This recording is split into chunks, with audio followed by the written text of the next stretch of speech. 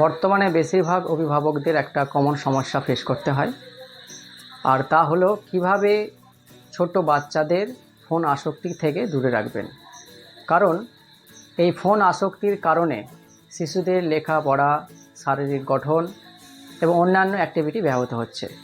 সেই সাথে শিশুদের স্বাস্থ্যেরও ক্ষতি হচ্ছে। এমন পরিস্থিতিতে অভিভাবকদের জন্য এটি একটি গুরুতর উদ্বেগের কারণ হয়ে দাঁড়িয়েছে। আপনি যদি একজন অভিভাবক হন এবং আপনি যদি আপনার সন্তানদের ফোন থেকে দূরে রাখতে চান, তাহলে এই ভিডিওটা সম্পূর্ণ দেখুন। আপনার সন্তানকে মোবাইল আসক্তি থেকে মুক্ত করার উপায়গুলো আমরা আলোচনা করব। প্রথমত, আপনি মোবাইল ব্যবহার বন্ধ করুন, অর্থাৎ কম ব্যবহার করুন।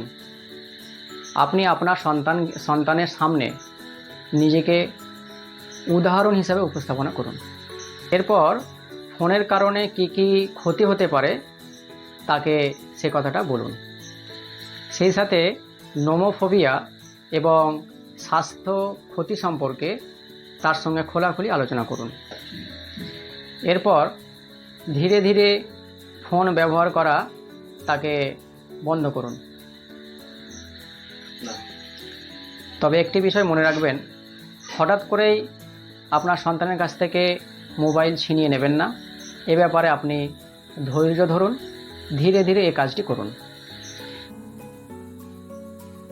এছাড়া স্কুল থেকে বাড়িতে তাকে কোনো হোমওয়ার্ক দিয়েছে কিনা সে ব্যাপারে তার খোঁজ খবর নিন এবং তার স্কুলের কাজে তাকে সাহায্য করুন। রাতে ঘুমানোর আগে শিশুদের বিভিন্ন গল্প বলুন, কারণ শিশুরা গল্প শুনতে বেশি পছন্দ করে। সর্বোপরি আপনি নিজে বই পড়ুন। আপনার বই পড়া দেখে আপনার সন্তানও বই পড়া শুরু করবে।